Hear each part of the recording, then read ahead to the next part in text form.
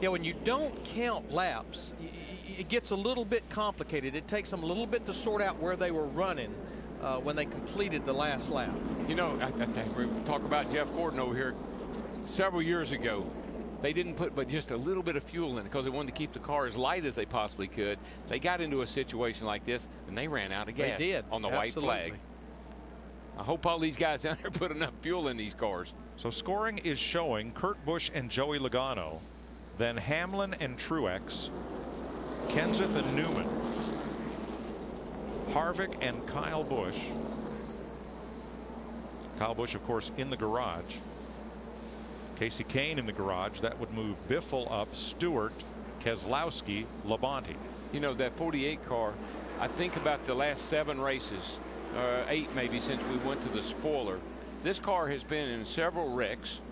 Spun out at Richmond coming to get the checkered flag. He just spun out tonight. They can say that spoiler may not have affected them very much, but something's put that car over the edge. All I know is there's no wins in the win column since we went to it. I just didn't see any way that anybody could touch him tonight. He was out of here for most of the evening. Not the first All-Star night that's happened. In fact, the 3rd time or 4th time that it's happened.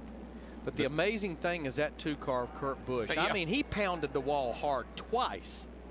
Here he is leading. One thing you got to say about this car, it is resilient, man. Yeah, here's Holy what happened cow. earlier to Kurt Busch. Yeah, right here, he's just in it. He's riding it. He was the one we said that the magnet got a hold of him.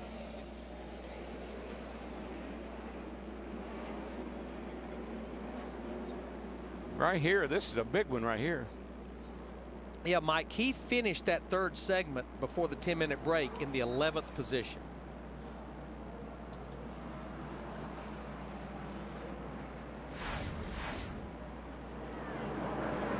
Now Joey Logano will line up on the front row next to Kurt Busch. He has not led tonight.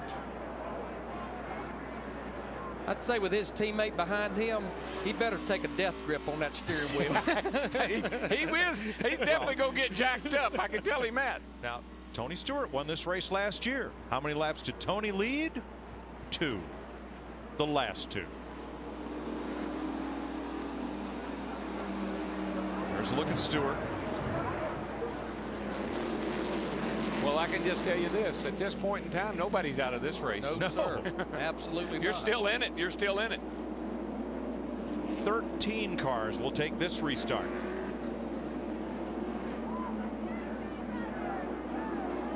Two laps to go. Well, our transfer guy, he's moved up too. There sits Martin Truex right there in 4th place. That's a great night for him, no matter what happens. Kurt Busch brings him down with Joey Logano on the front row. Let's try it again to finish it off. Green flag for $1 million. Oh, yeah. 2 laps to go. 2 car got a great restart that time. And Martin Truex Jr. in that 56 car followed suit.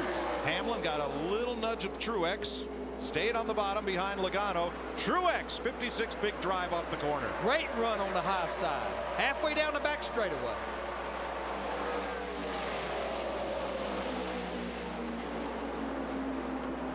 How about that? The 56 car wins the showdown, and here it looks like if he can make it around one more time. White flag.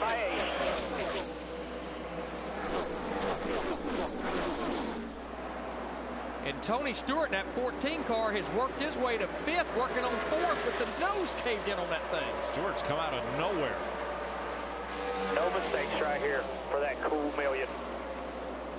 9th try for Kurt Busch. He and Roger Penske and the Miller Lite Dodge are going to the bank. $1 million. Kurt Busch wins the Sprint All-Star race from Joey Logano. Or rather, Martin Truex, Joey Logano, Denny Hamlin, and Tony Stewart. Roger Penske had a pretty good day, guys. Won the pole at Indy, wins the All-Star race tonight. It's a Penske weekend. Brad Keselowski in that 12 car finished 7th, right behind Kevin Harvick in the 29. Somebody said, and I thought it was a pretty good idea, they should put the winner of this race car tonight in the Hall of Fame, like they do at Daytona. That'd be a great idea. And if they did, it wouldn't be very pretty, but it would be there.